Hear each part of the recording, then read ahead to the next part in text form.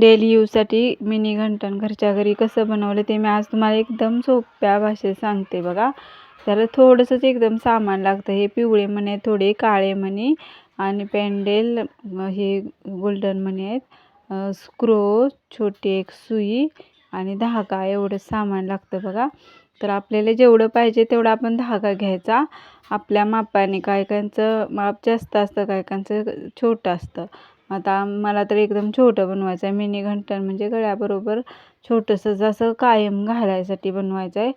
कारण आपण रानात वगैरे जातो, कायम दुसरं नाही घालू शकत ना, म्हणून हे मिनी घंटण एकदम छान सोप्या पद्धतीत बघा. त्याला अशी गाठ मारायची, एक सिंपल गाठ मारायची, नंतर स्क्रू जॉईंट करायचा. कारण ती 4 धागे ओढले की गाठ सुटणारी आहे, अशी मी सिंपल गाठ मारल्या. आणि मग नंतर इकडे सगळे धागे मिळून घ्यायचे आणि त्याला तो सुईतला धागा आहे का तो बांधायचा. त्याला गाठ मारायची आणि नंतर काळे मणी ओवायला घेतलेत बघा. काळे मणी आधी ओवले पटपट.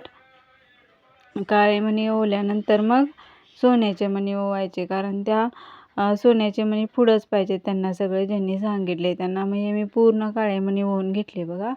आणि आता सोन्याचे मणी ओवायला सुरुवात करते. सोन्याचा मणी आणि एक छोटा पिवळा मणी असं केलं होतं मी.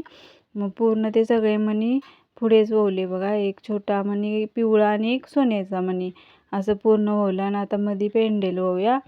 आणि पेंडेलच्या मध्ये पण एक सोन्याचा मणी येणार होता आणि काळे मणी 2 घालायचे होते, म्हणजे छान दिसतं बघा, त्याचा लुकच चेंज होतो सगळा.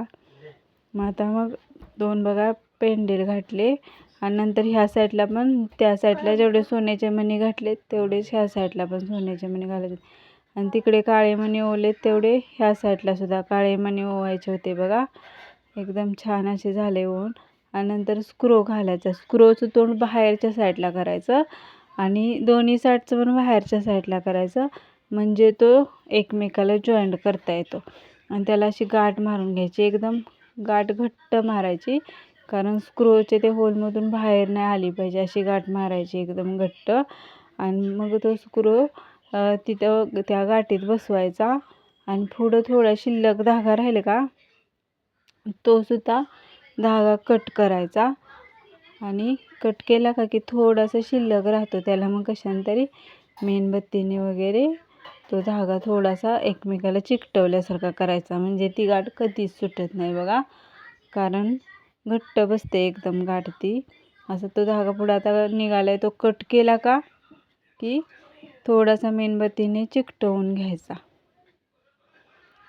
चिटकवून घेतल्यानंतर मग नाही दोन्हीकडचे स्क्रू पण असे जॉईंट करायचे. आणि आपण आता त्या साईडला स्क्रू नाही बसवलेला अजून, फक्त काटच मारलेला धाग्याला, तिकडं पण स्क्रू बसवायचा. ना हा बघा किती छान लुक झाला या डेली यूजसाठी काळ्या मण्यातलं. खूप छान झालं आहे बघा.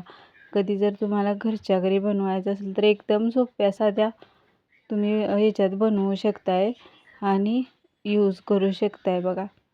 चला तर बाय, भेटूया नेक्स्ट व्हिडिओमध्ये. माझ्या चॅनलला लाईक, कमेंट, शेअर, सबस्क्राईब करा.